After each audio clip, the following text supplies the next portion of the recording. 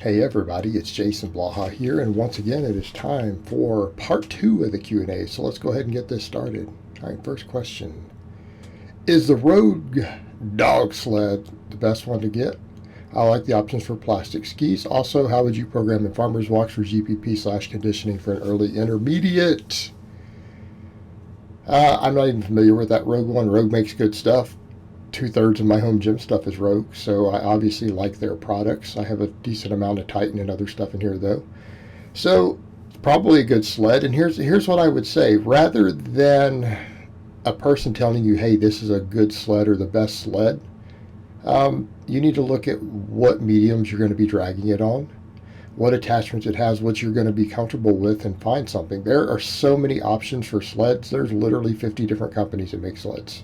Okay. Find something that works for what you're going to do. Find something that works for what you're going to do and put some thought into it.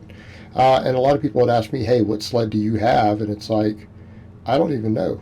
I linked it before on the Facebook fan page. It's been a decent sled. I paid $100 for it on Amazon.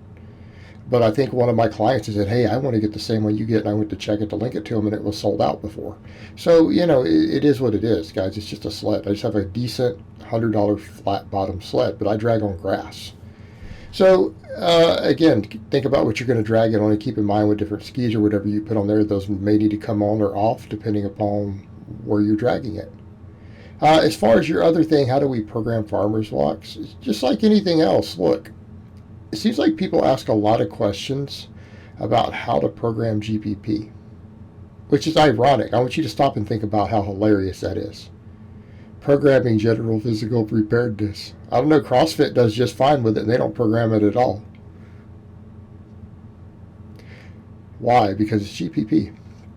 Everyone grasps the concept of small changes in progressive overload when it comes to free weights. Like everyone who has been lifting, who's at least been through a basic novice program at any point in their life, understands, progressive workload. Slowly increasing workload as you're able to recover and handle it, right?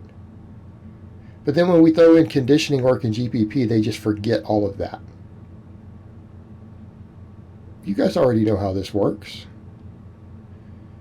You add a little bit, and then you gradually add a little bit more as you're able to recover. And the problem is when we're dealing with a lot of GPP stuff, you can't even program it the same. There is no hard programming because we're not dealing with the same fixtures. In other words, I could talk about farmers walks, but maybe you have different handles than this other guy. Maybe your grip strength is different. You're using a different piece of equipment. Same thing when I had a client ask me about his sled drags. It's like, well, I don't know how high the grass is you're dragging it on. Did you know that my sled drag performance changes depending upon how frequently they mow the grass? They mow the grass like twice a week where I drag my sled, okay? If it's been 1, 2 versus 3 days since they mowed the grass, it affects how fast I can drag the sled and how hard. It affects how far I can drag it without a break also at the same amount of weight. You see the problem with a lot of the GPP of trying to program? You run into problems very quickly. Just go out and do it. And add time, add resistance over time, add sessions over time. Do it very, very, very slowly and gradually. That's it.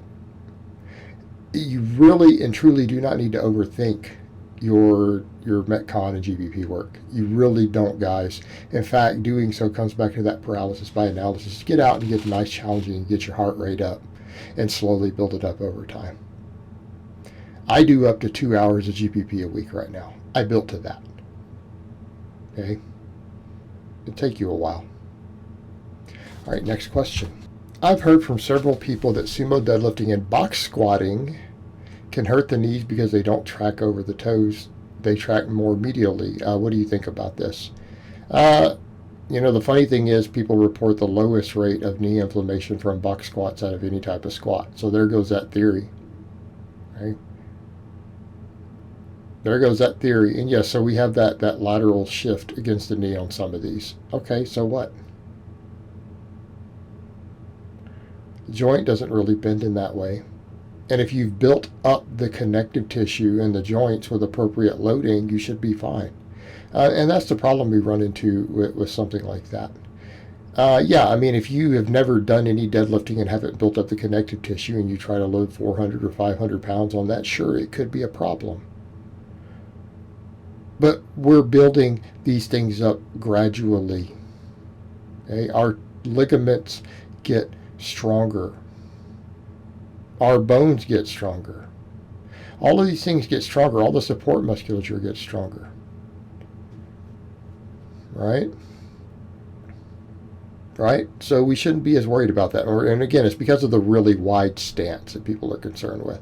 Yet, how often do you really hear anyone complaining from wide stance box squats about their knee? Pretty rare. If anything, people complain about their hips. Right? People tend to complain about their hips more from these things than knee.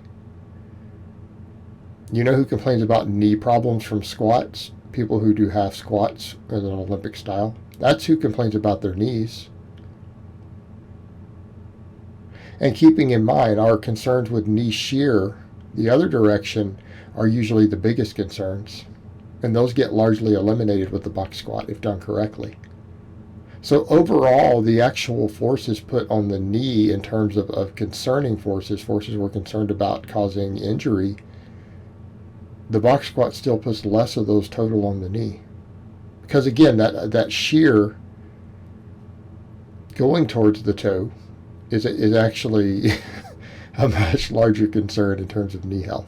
Now, in theory, will some people get some pain due to the sumos? Potentially, but it tends to not be in the knee itself. It's going to tend to be in the tendons where the abductor, sorry, not the abductor, the adductor, I apologize. For those who don't know the difference, the abductors are up on the sides near the abs, and the adductor is in the inside, right? The adductor is on the inside and it goes down to the knee. That area can tend to get strained a little bit. Okay, that's a concern for some people, but it's usually a muscle weakness causing that, which can also contribute to a connective tissue weakness. And the only way to fix that is to build it up.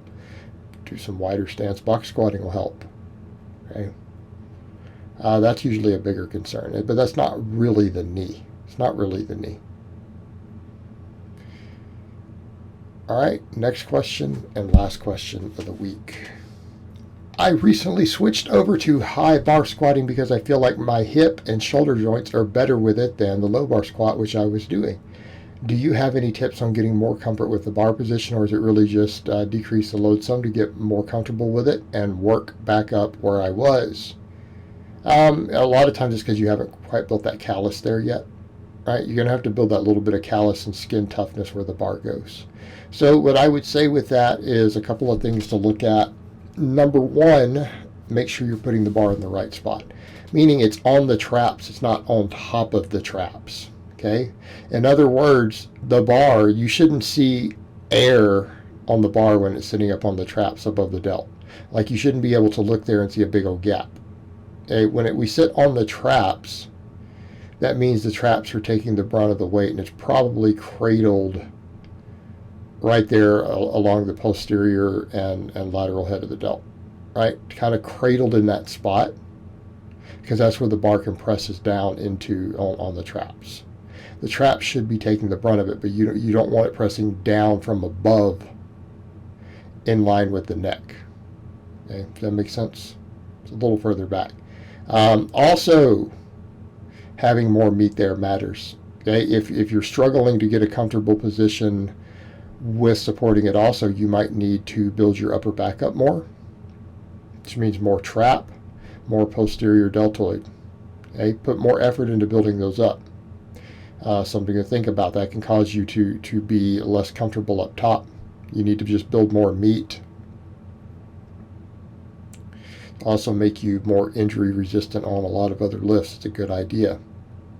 The other thing is you have to learn to get tight again. You might actually be loose, and it's because you've learned to maybe get tight with a lower bar position, and now you have to learn to get tight again with the high bar position. And because it's pushing it in a different spot, you might not have everything pulled in tight. You might not have those scapula pinched back down and hard correctly, right, as you're getting used to it. And so that can create some extra discomfort and instability also. Okay, so you're going to have to address all of these things. Number one, bar placement, right? Bar placement, make sure you're putting the bar in the right spot. Number two, learning to get tighter. Number three, kind of building up the callus where that bar is going to sit. And number four, putting some extra effort into building up your traps and posterior deltoids. Those will all help you in this. All right, guys, but that's really all I have to say on that today. I hope it's been informative, and I will talk to you guys next time.